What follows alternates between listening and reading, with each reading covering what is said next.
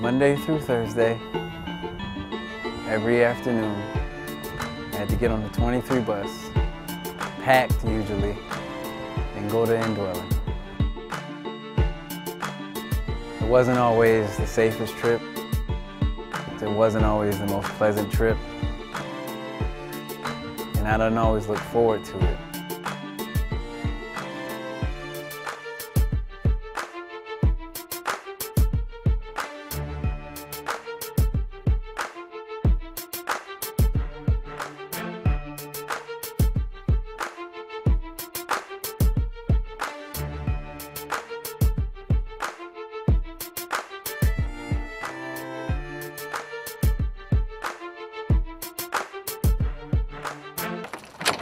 But those bus rides helped make me who I am today.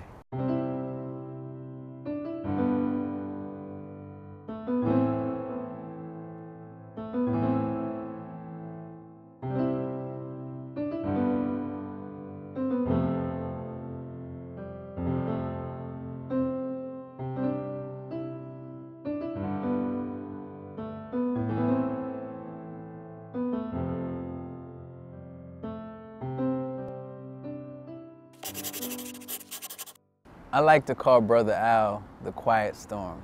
He doesn't say much, but he carries himself with a dignity and a humanity unlike any other person I know.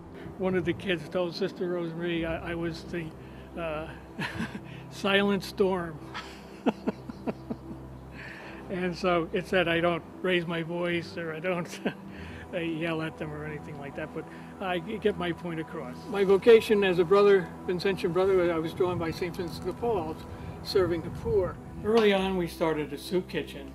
As time went on, we noticed that really this is something really good and it needs to happen. After a while we saw that so many people were coming and we were helping them. But what can we do to help people become independent and self-sufficient? And the greatest way of overcoming poverty is education. And then we really expanded into our after-school program around 1996 when Sister Rosemary Jefferson joined us.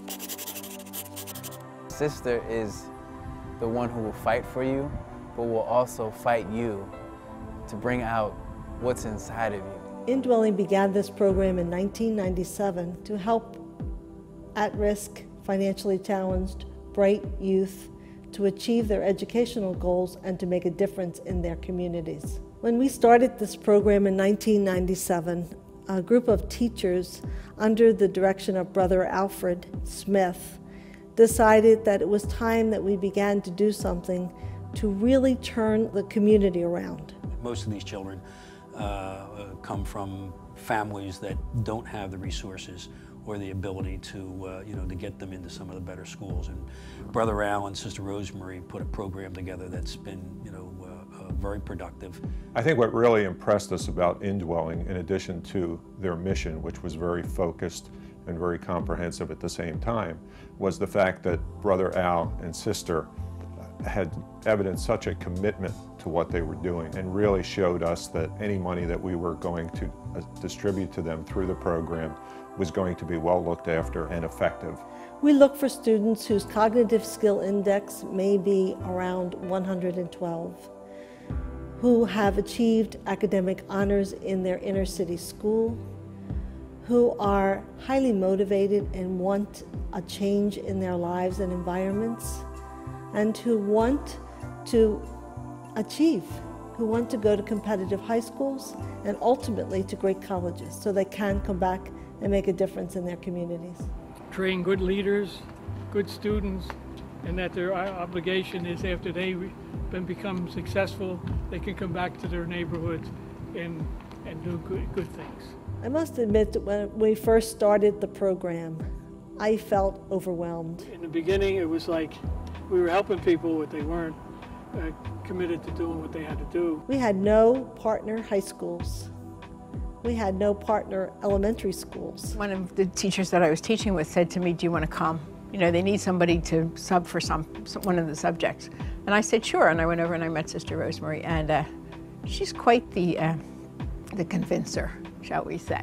And then we met some wonderful high school principals and presidents who agreed to work with us to make sure that our children would attend their schools and receive a very good education and become very competitive and able to attend college. And we began to brainstorm the idea of what would really be the most effective way of establishing the school for gifted elementary kids from the city of Philadelphia. It was very clear to me that she was the right lady who was demanding things of her students, and her students were responding to her.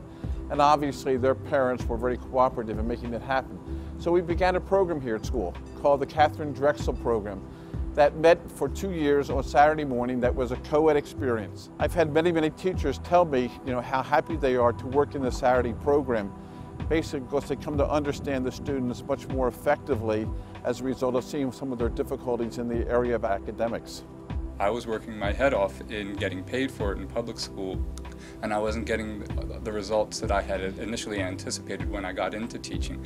I would go to indwelling, and I would get more than I would ever expect from any student. For instance, when Nicole came, every day she was armed with questions. Many of them I couldn't answer. Why does this word do this? Why does this word end like that? And so it would send me going off and researching. When I began to see the successes of Malia, who was one of my first students, and of Michael Athy, who was one of my first students, of Lauren, of Charles, I became encouraged and said, we can do this program and we will succeed.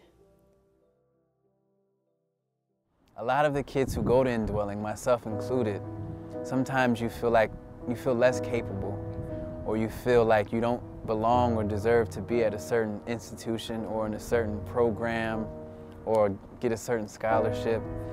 The kids you grew up with don't get it. So you grow up in that environment where it's okay to be normal, it's okay to be average. In the words of the children, if this program had not started, they would probably run the streets. They would probably not have gone to college, and they certainly would never have gotten the kinds of jobs they have gotten. So it's become a community, and we've become a support system when we're from neighborhoods that don't necessarily support us. What a blessing it is to children who don't have the financial resources but deserve a chance and are just as talented as anyone else. Brother Al interviewed several of the parents and asked what was the greatest need. And many of them identified the lack of academic opportunity for their child. These children commit themselves. Their parents sign a contract. The children say that they really want to do this. So we try to match the opportunity with the child and make sure that the child is receiving the kind of education he or she is capable of receiving and is living up to the expectation of the institutions which they attend. What they need is a full scholarship, or pretty near good full scholarship, to be able to have their children go into college. Their parents oftentimes are not able to help them. They want to, but they're unable. The children are unable to go to good schools. There is no capacity for them to go to a school that would offer them the kind of challenge and the kind of opportunity that the schools who have partnered with us can offer them. And I got to see that there was more than just Philadelphia, and more than just my specific neighborhood. And that's what I thought I was confined to before, and that's probably where I would have stayed if I didn't have indwelling. When you look at the potential of the kids that are involved in this program and what they've been able to accomplish, you want to try and support that in any way you can. And the philosophy behind it relied not only on their own work, but also on hard work on the part of the student, as well as the student's family. By and large, the parents really, really want the children to succeed. They want them to do well, and they're behind them as much as they can be in this pursuit. We didn't go on trips. We didn't read books when I was small. My mom was struggling to make ends meet from week to week. But yet I was a talented, intelligent young man who just no one knew about me. Charles is one of the most unique individuals I've ever met. Not only is he extremely compassionate, not only does he take good care of his family, not only is he a man of high integrity, but he's someone I always looked to when I needed help, when I needed guidance. I've been here since I was 16 and I'm now 29, so it's my 13th year. When I met Charles, he was living in